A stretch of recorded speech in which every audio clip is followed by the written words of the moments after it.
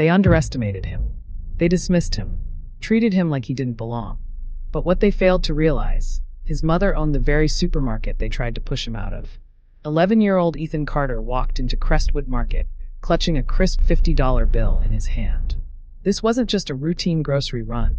His mother, Vanessa Carter, had finally let him do the shopping alone. It was a small task, just picking up a few essentials, but to him, it felt like a step toward independence. The supermarket was bustling. Bright fluorescent lights reflected off gleaming aisles stacked high with products. Shoppers maneuvered their carts, cashiers scanned items with practiced efficiency, and the air smelled faintly of fresh bread from the bakery section.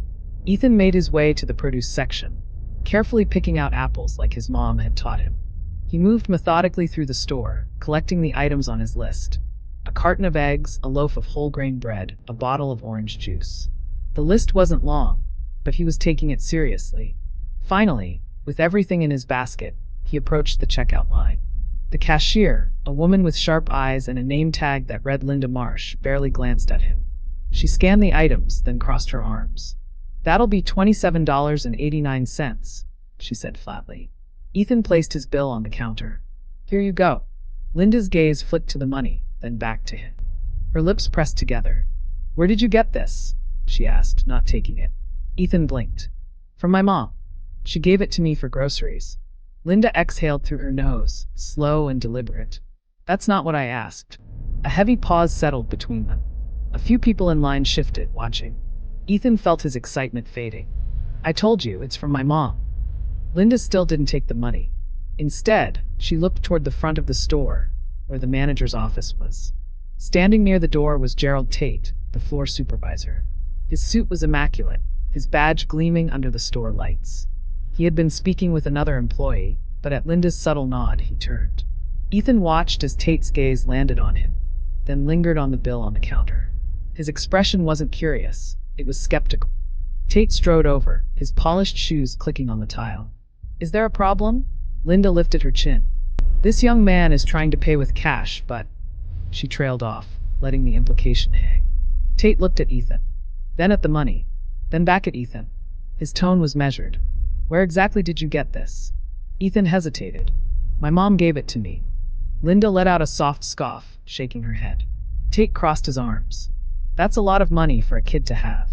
Ethan frowned. "It's just $50. Do you have any ID?" Ethan shook his head. "No, but I have a receipt for what I bought." Tate didn't look convinced. "We don't just accept cash from unverified customers," he said. "Where's your parent or guardian?" Ethan clenched his fists. "I told you, my mom sent me." Linda sighed. "Sorry, but we can't process this without proper verification." A few customers were watching now. A man with a shopping cart paused near the frozen foods. A woman waiting behind Ethan furrowed her brow. Even the security guard near the entrance shifted his stance, now paying attention.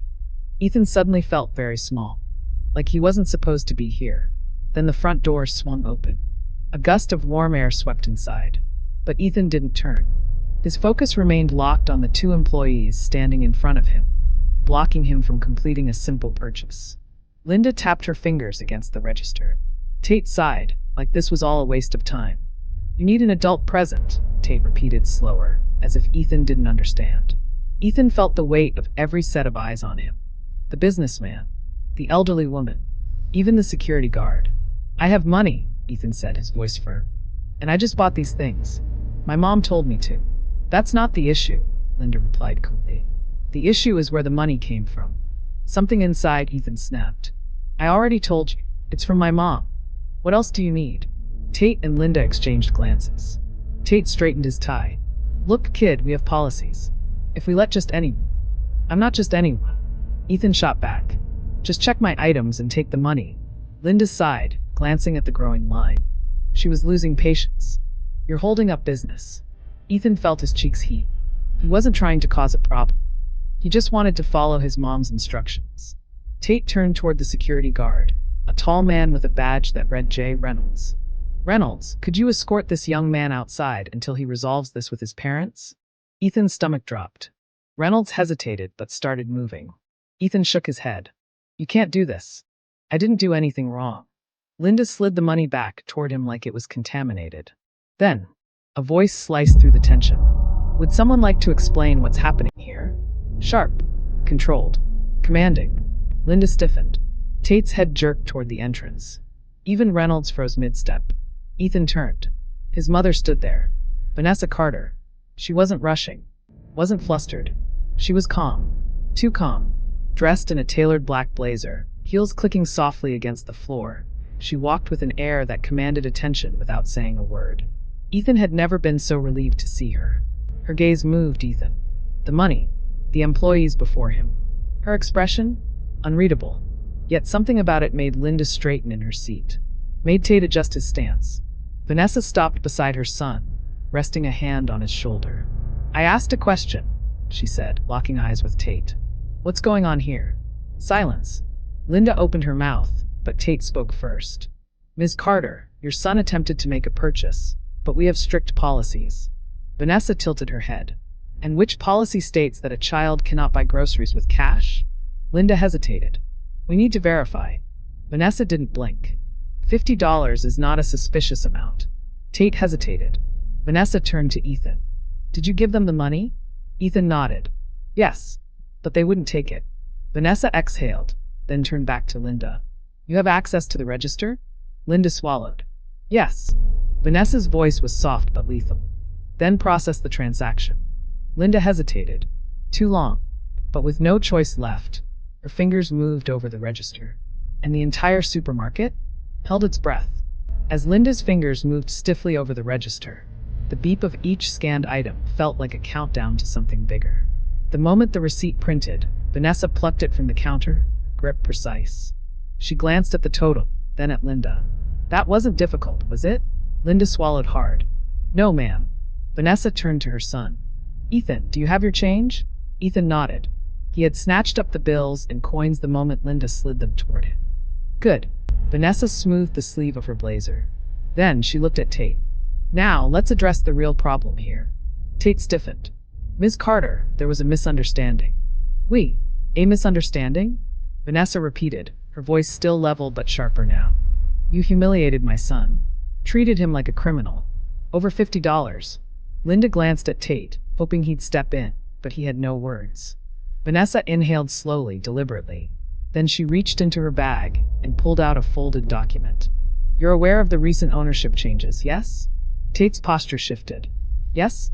Vanessa unfolded the paper, smoothing it against the counter. Then you should also be aware that as of this morning, she tapped her nail against the document. Crestwood Market officially belongs to me. The color drained from Tate's face. Linda's mouth opened slightly, but no words came out. The entire store was silent now. Even the security guard, Reynolds, stood still, watching. Vanessa took a step closer, lowering her voice just enough that the weight of her words pressed into the space between them. And I will not tolerate discrimination in my establishment. Tate straightened his tie again, but his hands were unsteady. Ms. Carter, I assure you, we treat all customers equally. Vanessa's gaze didn't waver. Do you? She let the question hang, then turned toward the customers who had been watching. Because from where I'm standing, it looks like my son was singled out. No one dared to speak. Tate's jaw clenched. You're fired. It was so final, so absolute, that the words landed like a gavel striking wood. Tate's face twisted. Ms. Carter, please. I don't negotiate with people who belittle children. Tate swallowed hard. His eyes darted to the security guard, as if looking for an ally, but Reynolds only adjusted his stance. Vanessa turned to Linda. You'll be placed on probation until further notice. Linda looked down. Then Vanessa turned to Ethan, her expression softening just slightly. Are you ready to go, sweetheart? Ethan nodded, gripping the grocery bag a little tighter. And as they walked toward the exit, the entire store remained silent, because they had just witnessed a reckoning. Monica didn't respond right away. She just gave him a slow, measured look, letting the discomfort stretch. Unfortunate, she repeated. That's an interesting word choice. Lowe hesitated, sweat already visible at his temple. I assure you, we take matters like this very seriously. This does not reflect the standards we uphold here at Westbridge. Monica let out a short laugh, shaking her head. That's exactly the problem, Mr. Lowe. She gestured toward Calloway, who was still stiffly packing up his belongings, his face unreadable. Because it does reflect your standards. That's why no one stopped it. That's why the security guard was called instead of someone just checking the account. Lowe glanced at Calloway, then Margaret, who was still nowhere to be seen, and had the nerve to look embarrassed. "We can," Lowe started. Monica held up a hand. "Save it." She exhaled through her nose, steady and controlled. "I don't need lip service. What I need is for this bank to operate differently. Starting now." Lowe nodded quickly. "Of course." Monica continued, shifting the weight of her bag on her arm. "I'm bringing in an entirely new corporate oversight team to evaluate not just this branch, but every branch under my ownership. I will be personally reviewing employee files, customer complaints, and—" She tilted her head, letting her gaze land on Calloway one last time. "Patterns." Calloway's shoulders tensed. He didn't say a word. He didn't dare. Lowe swallowed hard. "Understood." Monica turned toward Eric Vasquez, the only teller who had stepped in to help. "How long have you been here?" Eric straightened up. 6 months, ma'am." "You handled my son's transaction professionally." Eric blinked. I was just doing my job." Monica nodded. "That's exactly what's supposed to happen. And yet, here we are." Lowe cleared his throat again, desperate to regain control of the moment. "I assure you, we will work to make the necessary adjustments." Monica's gaze flicked to him. "I'm not asking." Lowe pressed his lips together, nodding stiffly. He understood. Jaden, still standing by his mother's side, watched everything unfold with quiet awe. He had seen his mother in business mode before, had heard her on calls, watched her run meetings, but never like this. Never where the subject was him. He felt taller, not just because his mom had shut them down, but because she had proved what he already knew deep down. He belonged here. Monica let the weight of her words settle before turning back to Jaden. "We're done here," she said, her voice calm but final. Jaden nodded, his grip tightening around the folded receipt in his hand. As they turned toward the exit, Monica glanced back one last time. "One more thing," she said, eyes locking on Lowe. "If I ever hear about something like this happening again at any of my branches, Westbridge won't just have lost one senior banker." Lowe swallowed hard.